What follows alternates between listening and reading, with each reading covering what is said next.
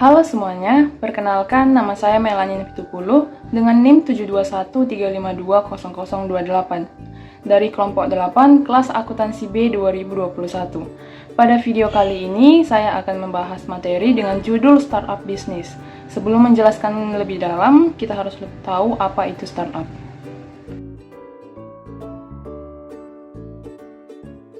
Startup adalah perusahaan bisnis yang baru didirikan yang berkaitan dengan bidang teknologi dan sedang pada tahap pengembangan dan penelitian.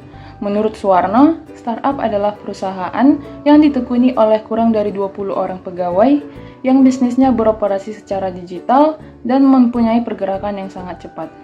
Startup adalah intuisi manusia yang dirancang untuk menciptakan produk atau jasa di tengah ketidakpastian yang ekstrim. Dari definisi tersebut, dapat diartikan bahwa startup adalah sebuah perusahaan rintisan yang dirancang untuk menemukan model bisnis yang tepat untuk perusahaannya agar dapat bertahan di tengah ketidakpastian yang ekstrim. Perusahaan yang bergerak di bidang startup didirikan bertujuan utama dari untuk melahirkan perusahaan rintisan berbasis teknologi digital yang berkualitas dan memberikan dampak positif dengan menyelesaikan permasalahan besar di Indonesia. Atribut kunci dari startup adalah kemampuan untuk bertumbuh, di mana startup adalah sebuah perusahaan yang dirancang untuk bertumbuh secara cepat. Startup berfokus pada pertumbuhan yang tidak dibatasi oleh geografi. Hal inilah yang membedakannya dengan small business atau bisnis kecil. Internet merupakan salah satu faktor penyebab pesatnya pertumbuhan startup. Internet telah menjadi kebutuhan masyarakat saat ini. Internet membawa perubahan revolusioner, menciptakan lingkungan baru yang menandai era transisi dari masyarakat industrial menuju masyarakat digital atau knowledge-based society. Contoh dari bisnis startup. Di Indonesia sendiri sudah banyak beberapa bisnis startup yang dapat melampaui angka unicorn atau melebihi nilai 1 miliar dolar Amerika Serikat dan beberapa diantaranya sudah dapat dikatakan masuk ke dalam kategori dekakorn. Contoh dari beberapa startup tersebut adalah Gojek, Tokopedia, OVO, Bukalapak, Traveloka, dan juga Shopee. Setiap bisnis startup memiliki bidang yang ditekuni atau dijalankannya dengan berbagai variasi, baik mulai dari keuangan, pemasaran, retail, pelayanan, hingga video games. Variasi tersebut juga dapat bertambah dengan seiring berkembangnya teknologi yang saat ini sedang berkembang sangat pesat. Selanjutnya, perbedaan startup dan UMKM. Startup adalah perusahaan yang ditekuni oleh kurang dari 20 orang pegawai yang bisnisnya beroperasi secara digital dan mempunyai pergerakan yang sangat cepat. Sedangkan UMKM adalah usaha mikro kecil dan menengah yang dibentuk oleh perseorangan atau kelompok untuk membuat dan menjual produk. Ada beberapa hal yang membedakan startup dengan UMKM, yaitu sebagai berikut. Yang pertama, produk yang dihasilkan. Produk yang dihasilkan oleh startup berupa jasa dan pelayanan. Sedangkan produk yang dihasilkan oleh UMKM, jenis usaha yang produknya dapat dirasakan langsung saat itu juga seperti kuliner, kerajinan, dan pakaian. Yang kedua, permodalan. Dalam mengembangkan usahanya, UMKM lebih banyak memutarkan modal yang dimiliki. Kalaupun butuh dana yang lebih besar, mereka biasanya akan menggandeng bank untuk mendapatkan dana pinjaman yang harus dikembalikan dalam kurun waktu tertentu. Sedangkan startup lebih memilih menggandeng investor dalam mengembangkan usaha mereka. Bisa didapat dari investor perorangan maupun yang berbentuk modal ventura. Dana yang bisa didapat dari investor ini akan jauh lebih banyak dibanding yang bisa diperoleh UMKM dari pinjaman bank.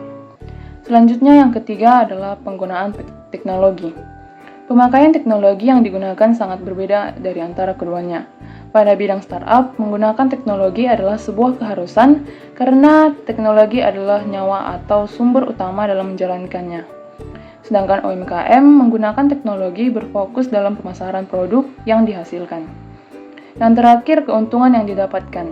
Keuntungan dalam startup menitik beratkan pada valuasi keuntungan awal yang dikejar oleh pelaku startup, melainkan perkembangan bisnis yang dijalankan. UMKM akan mendapatkan keuntungan atau laba sejak awal mulai penjual produknya. Pembangunan visi startup. Visi adalah tujuan dari suatu perusahaan didirikan dan dibuat yang bersifat jangka panjang. Karena visi bersifat jangka panjang, maka visi adalah fondasi dari perusahaan. Visi harus dibuat dengan sangat jelas. Apabila visi bersifat ambigu atau tidak jelas, maka akan berdampak pada perusahaan. Dalam membangun bisnis startup, bukan hanya modal yang perlu dipersiapkan dengan baik, namun lebih pada ide dan visi yang dimiliki. Anda harus mengetahui apa yang ingin dibangun serta manfaat dari ide tersebut. Ide dan visi yang Anda miliki dalam membangun bisnis startup haruslah memang berguna dalam kehidupan nyata dan untuk orang banyak. Jika aspek ini tidak diperhatikan dengan baik, maka tentu saja bisnis startup yang dibangun tidak akan berjalan. Anda bisa memulai ide-ide tersebut dari sesuatu hal yang mampu atau hobi-hobi bermanfaat. Ide yang diberikan tidak harus rumit dan besar. Pembangunan visi dalam startup sangat dibutuhkan untuk menjalankan suatu perusahaan karena visi merupakan fondasi perusahaan. Selanjutnya, karakteristik bisnis startup. Bisnis startup memiliki beberapa karakteristik yang dapat digunakan untuk membedakannya dengan perusahaan konvensional. Berikut beberapa karakteristik yang dapat digunakan untuk mengidentifikasi bisnis startup. Yang pertama, pada umumnya modal yang digunakan oleh bisnis startup akan bergantung terhadap pergerakan bisnis yang ada. Yang kedua, bisnis startup memiliki umur kurang dari 3 tahun. Yang ketiga, bisnis startup memiliki pendapatan selama jangka waktu 1 tahun kurang dari 100.000 US dollar. Yang keempat, bisnis startup memiliki tujuan atau fokus terhadap mengembangkan bisnisnya dengan cepat. Yang kelima, bisnis startup membuat sebuah produk atau jasa yang dapat digunakan oleh masyarakat dalam menjawab segala kebutuhan yang belum disediakan mengisi pasar tertentu. Yang keenam, bisnis startup banyak mengandalkan teknologi, informasi, serta elektronik di tengah perkembangan zaman saat ini. Dan yang terakhir, bisnis startup atau yang menggunakan modul bisnis ini memiliki sifat yang mudah beradaptasi terhadap lingkungan baru untuk menyesuaikan diri dengan kebutuhan pasar yang ada. Adapun aspek-aspek dalam memulai bisnis startup, yaitu sebagai berikut. Yang pertama, aspek perizinan. Saat memulai bisnis startup, penting untuk mendapatkan lisensi dan izin yang diperlukan untuk beroperasi secara legal. Di Indonesia, startup wajib memiliki izin usaha dan izin operasional sebagaimana diamanatkan oleh peraturan perundang-undangan. Berikut adalah beberapa lisensi dan izin yang perlu diperoleh oleh startup. Yang pertama, akta pendirian usaha, yaitu merupakan akta pendirian perusahaan yang diperlukan untuk mendirikan suatu badan hukum. Yang kedua, nomor pokok wajib pajak atau NPWP, yaitu merupakan nomor pokok wajib pajak yang diperlukan untuk keperluan perpajakan dan juga merupakan dokumen wajib untuk memperoleh dokumen sah lainnya seperti SIUP, rekening bank perusahaan, dan peluang proyek dari perusahaan swasta atau pemerintah. Yang ketiga, surat izin usaha perdagangan atau SIUP, yaitu merupakan izin usaha perdagangan yang diperlukan bagi perusahaan yang bergerak dalam kegiatan perdagangan. Pengajuan SIUP ini dapat dilakukan melalui layanan perizinan elektronik atau OSS yang terintegrasi. Permohonan SIUP disesuaikan dengan barang yang akan diperdagangkan dan cara berdagangnya atau grosir atau eceran. Yang keempat, surat keterangan domisili perusahaan atau SKDP. Ini adalah surat domisili yang diperlukan untuk membuktikan alamat perusahaan. Yang kelima, tanda daftar perusahaan atau TDP, yaitu merupakan tanda daftar perusahaan yang wajib dimiliki oleh perusahaan yang bergerak dalam kegiatan perdagangan. Yang keenam, merek dagang, yaitu merupakan merek dagang yang penting untuk membedakan usaha atau perusahaan dengan usaha yang lain. Singkatnya, startup perlu mendapatkan berbagai izin, dan izin seperti akta pendirian usaha, NPWP, SIUP, SKDP, TDP, dan merek dagang untuk beroperasi secara legal di Indonesia. Dengan diperolehnya lisensi dan izin tersebut, para startup dapat memastikan bahwa mereka beroperasi secara legal dan dapat menghindari masalah hukum di kemudian hari. Aspek produksi dan produk. Aspek produksi dan produk dalam bisnis startup sangat penting untuk diperhatikan karena berkaitan dengan pengembangan produk atau layanan yang akan ditawarkan kepada konsumen. Berikut beberapa hal yang perlu diperhatikan dalam aspek produksi dan produk dalam bisnis startup. Yang pertama, pengembangan produk. Aspek ini mengacu pada proses pengembangan produk yang memenuhi kebutuhan pasar sasaran. Proses pengembangan produk meliputi penelitian, pengembangan, pengujian, dan positioning. Yang kedua, kualitas produk. Aspek ini mengacu pada kualitas produk yang ditawarkan oleh startup. Penting untuk memastikan bahwa produk tersebut berkualitas tinggi dan memenuhi kebutuhan target pasar. Yang ketiga, manajemen produksi. Aspek ini mengacu pada pengelolaan proses produksi, termasuk pengelolaan sumber daya, karyawan, dan operasional. Penting untuk memastikan proses produksi berjalan efektif dan efisien dalam mencapai tujuan startup. Yang keempat, manajemen biaya. Aspek ini mengacu pada pengelolaan biaya yang terkait dengan proses produksi. Penting untuk memastikan bahwa proses produksi hemat biaya dan tidak menempatkan produk startup dalam situasi keuangan yang sulit. Yang kelima, pemasaran. Aspek ini mengacu pada pemasaran produk. Penting untuk memastikan bahwa produk dipasarkan secara efektif ke target pasar. Singkatnya, dalam aspek produksi dan produk dalam bisnis startup, penting untuk mempertimbangkan berbagai aspek seperti pengembangan produk, kualitas produk, manajemen produk, manajemen biaya, dan pemasaran. Dengan mempertimbangkan aspek-aspek ini, startup dapat meningkatkan peluang kesuksesan dan keberlanjutannya. Yang ketiga, aspek pemasaran. Pemasaran adalah aspek penting dalam bisnis startup. Berikut beberapa aspek yang perlu diperhatikan dalam memasarkan sebuah startup. Yang pertama, mengidentifikasi target pasar. Aspek ini mengacu pada identifikasi target pasar dari startup. Penting untuk memahami kebutuhan dan preferensi pasar, sasaran untuk menciptakan strategi pemasaran yang efektif. Yang kedua, mengembangkan proposisi penjualan unik atau USP. Aspek ini mengacu pada pengembangan proposisi penjualan unik yang membedakan startup dari pesaingnya. USP harus dikomunikasikan secara efektif melalui upaya pemasaran. Yang ketiga, membuat rencana pemasaran. Aspek ini mengacu pada pembuatan rencana pemasaran yang menguraikan tujuan, target, audiens, pesan, dan strategi upaya pemasaran startup. Perencanaannya harus fleksibel dan mudah beradaptasi terhadap perubahan pasar. Yang keempat, memanfaatkan pemasaran digital. Aspek ini mengacu pada pemanfaatan saluran pemasaran digital seperti media sosial, pemasaran email, dan optimasi mesin pencari atau SEO untuk menjangkau target pasar secara efektif. Yang kelima, jaringan. Aspek ini mengacu pada membangun jaringan kontak dan koneksi untuk membantu mempromosikan startup dan produk atau layanannya. Berjejaring dapat dilakukan melalui acara, media sosial, dan saluran lainnya. Singkatnya, dalam memasarkan sebuah startup, penting untuk mempertimbangkan berbagai target pasar, mengembangkan proposisi penjualan yang unik, membuat perencanaan pemasaran, memanfaatkan pemasaran digital, dan jaringan. Dengan aspek-aspek tersebut, startup dapat meningkatkan peluang kesuksesan dan keberlanjutannya. Yang keempat, aspek keuangan. Jika berbicara tentang aspek finansial dalam bisnis startup, ada beberapa hal yang perlu diperhatikan karena berkaitan dengan pengelolaan keuangan yang baik dan efektif. Berikut beberapa aspek yang perlu diperhatikan.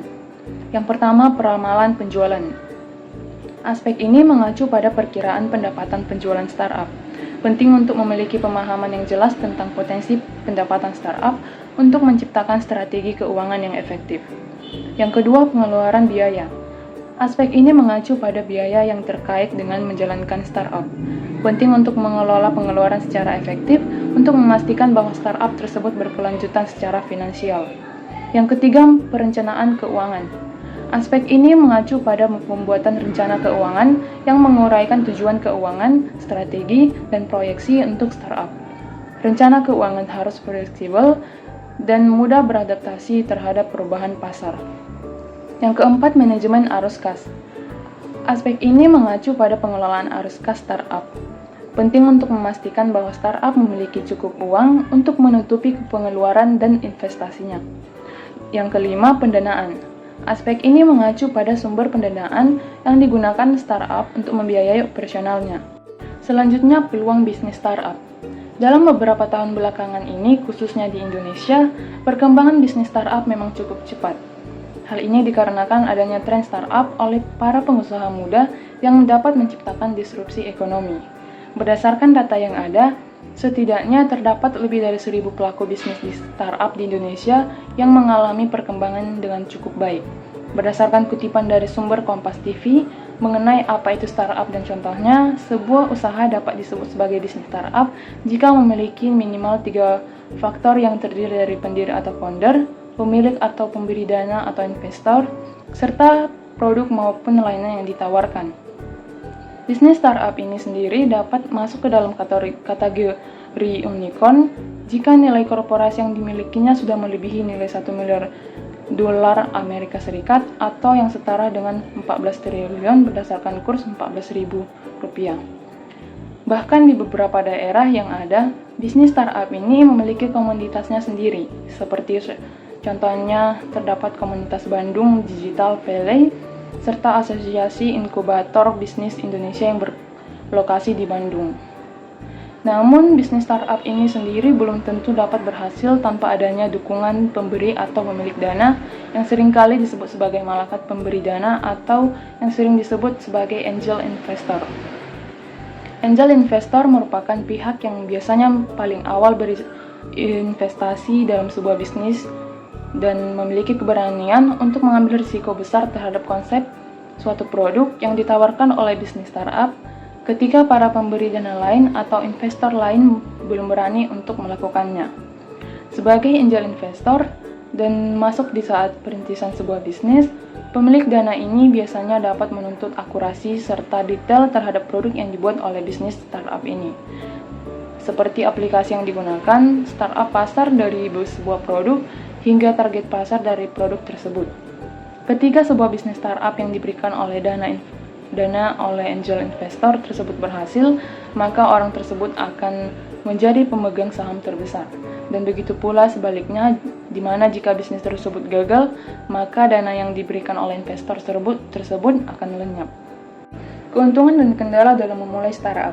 Startup menawarkan founder yang memulai bisnis dengan modal yang sangat minim dan beberapa keuntungan lainnya seperti yang pertama, pengalaman. Kita yang memulai bisnis yang membuat keputusan dari sudut pandang baru dan menikmati hasil usaha kita. Yang kedua, dana. Pendapatan yang tidak terbatas. Pendapatan seorang entrepreneur tidak diukur dalam waktu bulan, namun seberapa bagusnya hasil yang dibuat. Yang ketiga, tantangan. Entrepreneur tidak akan bosan karena semakin banyak tantangan, semakin banyak peluang. Yang keempat, kemampuan baru. Bertemu dengan orang-orang baru dan belajar dari yang lebih tahu tentang bisnis yang sedang didalami adalah salah satu keuntungan wirausaha dan masih banyak lagi kemampuan yang akan didapat dari bisnis mandiri ini. Setiap bisnis mempunyai risikonya sendiri termasuk juga bisnis startup. Masalah yang muncul karena kesalahan founder maupun faktor eksternal. Beberapa kendala dalam startup ialah sebagai berikut. Yang pertama, tidak memiliki tujuan dan visi yang jelas. Yang kedua, chasing investor, bukan customer. Yang ketiga, memperkerjakan orang yang salah. Dan yang keempat, membangun sesuatu yang tidak diinginkan orang banyak. Tips dalam mendirikan dan menjalankan bisnis startup. Dalam memulai atau mendirikan sebuah bisnis startup, bukanlah hal yang mudah. Oleh sebab itu, seringkali banyak yang gagal dan menyerah karena tidak adanya perkembangan. Berikut beberapa tips yang dapat digunakan dalam memulai atau mendirikan sebuah bisnis startup. Yang pertama, membentuk tim yang solid dan konsisten. Tips pertama dalam membuat serta mengembangkan bisnis startup adalah membentuk tim yang solid serta konsisten. Tanpa adanya sebuah tim yang solid pada sebuah bisnis startup, maka perkembangan tidak akan terjadi yang dapat menimbulkan terjadinya kegagalan. Yang kedua, terus bertanya dan jangan berpuas diri. Tips kedua dalam membuat serta mengembangkan bisnis startup adalah tidak malu untuk terus bertanya dan mau berkembang terus serta tidak mudah puas akan diri sendiri. Dalam sebuah bisnis startup, yang membedakannya dengan usaha lain adalah bagaimana seorang dituntut untuk terus berpikir kritis serta inovatif sehingga dapat menemukan pasar yang baru yang tepat untuk melakukan usaha. Yang ketiga, mencari pemberi dana yang dapat menguntungkan bisnis. Tips ketiga dalam membuat serta mengembangkan bisnis startup adalah mencari pemberi dana atau investor yang dapat menguntungkan bisnis. Hal ini dilakukan dengan mencari pihak investor yang memiliki kesamaan baik dari visi serta model bisnis yang akan kamu jalankan. Yang keempat, memiliki investor yang berpengalaman. Tips keempat yaitu memiliki mentor yang tepat di bidangnya serta memiliki pengalaman. Dalam membuat sebuah bisnis, startup bukan hanya mengenai pengetahuan yang dimiliki oleh seorang individu maupun tim yang di dalamnya, namun sangat diperlukan juga mentor yang berpengalaman dan mengetahui serta mengenal ekosistem cara kerja yang ada di bidang tersebut. Yang kelima, membuat roadmap usaha.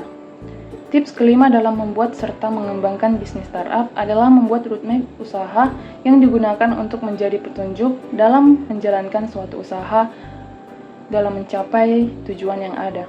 Kesalahan yang sering diperbuat oleh para pelaku bisnis startup ini adalah melupakan hal-hal sepele namun penting seperti ini, yaitu membuat roadmap maupun master timeline. Hal-hal tersebut yang nantinya dapat berguna dalam menganalisis data, pertanyaan yang muncul, riset yang dilakukan, serta memantau apakah lancar dan sesuai tidaklah jalan usaha yang kamu miliki. Yang keenam, mengandalkan pemasaran secara digital. Tips keenam yaitu mengandalkan pemasaran secara digital atau digital marketing. Hal ini dikarenakan banyak perkataan bahwa bisnis startup dan digital marketing merupakan dua hal yang tidak bisa dipisahkan dari satu sama lain. Namun seringkali kita lihat bahwa banyak startup yang gagal karena tidak dapat mengimplementasikan pemasaran digital ini dengan baik dan terlalu berfokus pada pemanfaatan teknologi digital saja.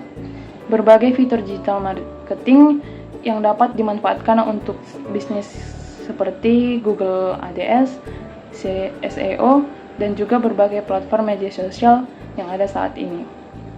Yang ketujuh, memiliki kepercayaan terhadap diri atau usaha yang dikembangkan. Tips ketujuh ini memang pada awalnya akan terasa sulit dalam menjalankan sebuah bisnis, namun bukan berarti kamu harus berkecil hati dan patah semangat ketika bisnis yang kamu jalankan tidak berjalan sesuai rencana. Dari kegagalan yang ada, kamu dapat gunakan untuk membangun strategi yang lebih baik di kemudian hari dan lebih fokus untuk mencapai tujuan yang ada. Karena terdapat pepatah bahwa kegagalan bukan akhir dari segalanya. Kegagalan merupakan sebuah katalis agar bisnis yang kamu jalankan dapat menjadi lebih kuat. Nah, itulah penjelasan materi mengenai startup bisnis.